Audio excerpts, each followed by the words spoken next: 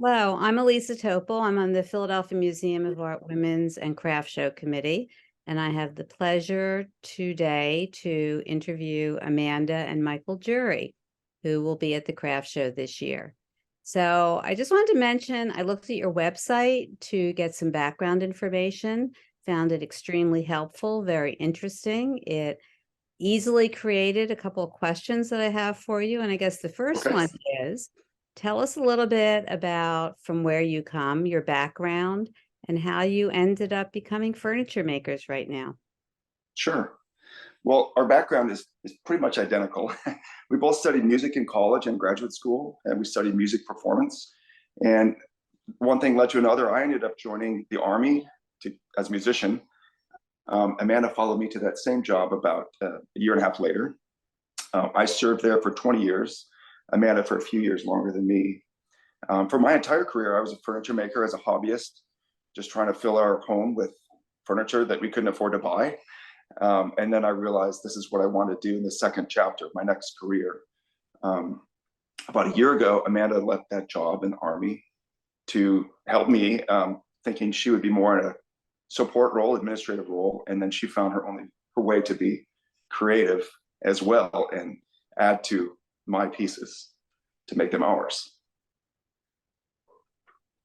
And tell us a little bit about the kind of furniture that you first did and why you were interested in doing that kind of furniture, then how what you're doing has evolved, particularly with Amanda's input into it. And I Sure. also found it very interesting talking about some of the skill sets you had as musicians, both I think intellectual as well as fine motor, that ended up contributing to your now skill ability doing your woodworking, furniture making. Yes, I ended up taking a liking to the old art form of marquetry, which is, pretty fine, detailed work with veneers and requires a lot of patience and detail-oriented, uh, you know, attention. So, as a musician, I was an oboe player that had to make my own reeds, the mouthpiece, and it was hours upon hours every day of working with very similar cane and small attention to detail. So I feel like my 22 years as a professional oboist in the Army has prepared me for this second career quite well. I think as musicians, we have a need and desire to be creative. So we've channeled that work ethic and drive and motivation and passion for music and translated that into a new area. Yeah. What style of furniture were you doing originally? And what's the response been since you have kind of evolved and are incorporating what Amanda was doing with the marquetry? And then there's another technique, there's a Japanese technique that you've also Sure. incorporating now. And we'll see examples of this at the end of this when we do a little tour of your studio. Yeah, I think my first love in furniture design is shaker furniture. I just really love the clean, simple lines, beautiful proportions, the solid wood joinery. But when I started doing this full time, as a very, very small studio furniture maker, you can't really compete with the larger companies that are building shaker designs on scale. So we tried to find a way to ornament those kind of basic shaker forms with, like we said, Amanda's veneer marquetry or the Japanese art form kumiko to make something that is really a clean form and ornament that in a really subtle and I think beautiful way. And how has that resulted in increased sales or increased interest or increased conversation with Sure. customers and consumers by doing that kind of evolution? Sure. Yeah, it's all been very well received. I started adding the kumiko to our furniture about maybe 2 years ago, and that has resulted in a lot of really nice commissioned work for tables and cabinets.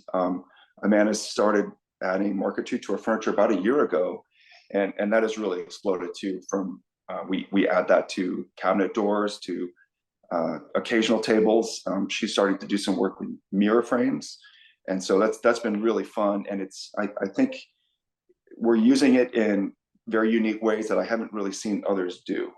Yes, and pretty much anything he envisions that he wants to build, I'm always trying to figure out a way to sneak my marquetry into it, because I do think it almost looks like a painting. So it actually does quite well at craft shows, art shows, because a lot of people see it and they're not quite sure how you create those colors at first. So a lot of questions start to come about as to what is that? How did you make that? So. And you know, that's one of the things about a show like the Art Craft Show that makes it particularly powerful, I think, is the fact that the artist is there and the people that come get to have those interchanges and learn about what it is that you're doing and what makes it so special and so different than getting some mass-produced furniture somewhere. Sure. Mhm. Yeah. And when we look at your studio, you'll show us some examples of that and talk a little bit Yes. more about the Japanese technique, because I found that pretty fascinating. Yeah. Do you think at this point about what direction you want to go? Do you have other things that you want to try and do, or you're pretty happy trying to incorporate these new things? You haven't been doing this as a couple for that long. Right. Yeah, I think we're just kind of getting started with these particular design elements. So I think there's a lot of room to run with that. I think the focus is creating individual sort of artistic pieces that can only be produced really on a small scale, like our tiny little studio here, and we'll keep going with that. Yeah, just sort of developing the portfolio. So we definitely have a theme throughout, whether it's tables, cabinets, mirrors, chairs, lamps. They all still kind of have the same principles of clean lines, Japanese influence, Danish influence. So that's been fun for us to kind of expand our repertoire, so to speak. Right. And I'm glad that you mentioned the full line of what you do have, because that was another thing that I think is particularly helpful at any show, is to have a range of work so that people, your lamps, so people can feel that there might be something there for them that they can purchase, they want to purchase, can afford to purchase, Sure. as well as then commissioning something and having a much more personalized, even more personalized and more significant kind of piece. So I think that's a really good thing, and I'm sure you'll have that representation of that range of things. And as you probably have experienced, the commission pieces become one of the kind of interesting things that happen at a show. Yes. And we have actually commissioned, one of our commission pieces is a tree that fell down on our property. Oh, And had great. Yeah. make our dining room table from it. So Sure. it makes it a really fun experience. So Very why don't you, I'm sorry, go ahead. Oh, I just said that's a very personal piece. That's really fun for people like us to create. Yeah, yeah. He actually had it go to a sawmill. It stayed in our barn for a while to age and went through the whole process. So it's an interesting thing. And I know when you show us your wood, you'll kind of talk a little bit about how and why you select some of the pieces of wood that you use. So why don't we go around your studio now? Okay. You can show us. Sure. Okay. Talk a little bit about different things that we see there. It's a brief tour, but here's a little bit of lumber storage. Because we don't have a lot of storage space, we'll pretty much just source materials for 1 or 2 projects at a time.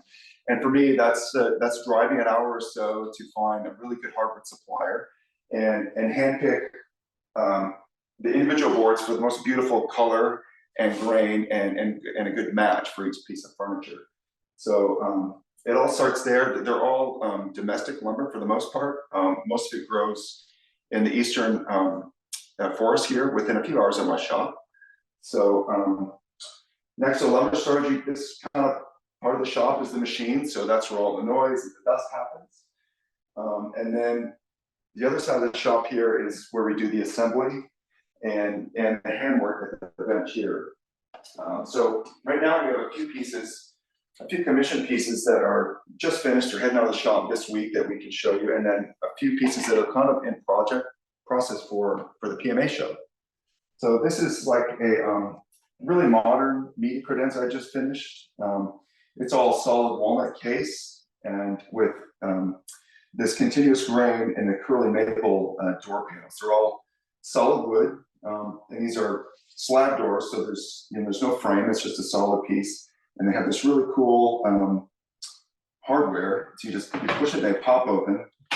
Inside an adjustable shelf, and with this piece, I have to consider with the really clean aesthetic is how to keep these doors flat so they don't warp, because there's an uneven transfer of moisture from the inside and outside of the cabinet. And so I have these dovetailed battens in here, which keep the piece, it allows the door to expand and contract, which changes humidity and also keeps it flat. And it's also kind of just a cool design element. So that's heading out of the shop actually tomorrow. And we can show you a piece of Amanda's marquetry here. We add her floral marquetry to the aprons of little occasional decorative tables like this. And you can see how it goes around 3 sides. And these are all natural colors of the veneer that Amanda cuts and shades to form these really beautiful, almost like a painting. And I can show you a little bit here, the process. She's been working on a few mirrors for the show. This background is cherry, and these are cherry blossom flowers. She starts with a sketch, a drawing in paper and pencil. And then from there, she transfers the sketch to the veneer, cuts it on a scroll saw, and then she shades the pieces with hot sand, which kind of develops the shadows towards the middle of the flowers. It's really beautiful. And from there, like if this were a table, these pieces would be veneered onto a solid wood substrate. And then from there, I build the piece of furniture around that. So we'll have a few of these tables in different woods at the show, as well as some mirrors and some decorative boxes with the marquetry. And I'll also show you, I'll demonstrate the kumiko here, which is this Japanese, traditional Japanese art form that normally decorates shoji screens. So here's a piece kind of in the process here. It starts with a grid, and then from there, it's just these the small pieces. This is basswood. And they're cut, I have a little jig that holds the pieces. They're cut with a very sharp chisel. So there are mating angles, so 4 cuts on each piece. So it's very labor intensive, but it results in this really beautiful geometric form. So once they're all cut, I fill them in, I fill in this pattern. This particular pattern is called the asanoha, which translates roughly to hemp leaf. And that's the one that we use most often in furniture. You can see here, I added this to a commission little side table here in this door panel. I think it's really a beautiful element, and the overall piece I think is very much Shaker inspired, but you add this Japanese element to it, and I think it really becomes something special. And behind the kumiko, and a cabinet door will add paper. So this is a black Japanese paper, which really makes the kumiko pop, I think. So I'm really happy with this piece. So at the PMA, we'll have a few different occasional tables. We have a hall table, and I'm developing a new coffee table with the kumiko on the top. So we're really, really excited about that. Thank you. So this is your first time at the PMA Craft Show. You want to Yes, share a little bit about your impetus for applying and how sure. it fits with where you and Amanda are right now? Sure, yeah. We started doing shows in 2021, sort of the middle of the pandemic. That was a little tricky. And we've been doing mostly outdoor shows, fine arts festivals, which are really wonderful because you get really large crowds. But as a furniture maker, moving these pieces outdoors, really worry about the weather, that's difficult. So when I had done a lot of research about the top fine arts shows or fine craft shows, PMA always kept coming up because I would follow some of the really top furniture makers and see what they were doing. And I saw that most of them were either trying to get into PMA or had already exhibited. And so I thought that's one that we really need to try to be a part of. So we're really excited to be there this year. So I and the whole committee are very excited to have you there. Again, this is Michael and Amanda Jury, and they will be at the Philadelphia Museum of Art craft show and look forward to meeting you in person rather than just on Zoom. And thank you very Yeah. much for doing this morning. Thank you. We can't wait.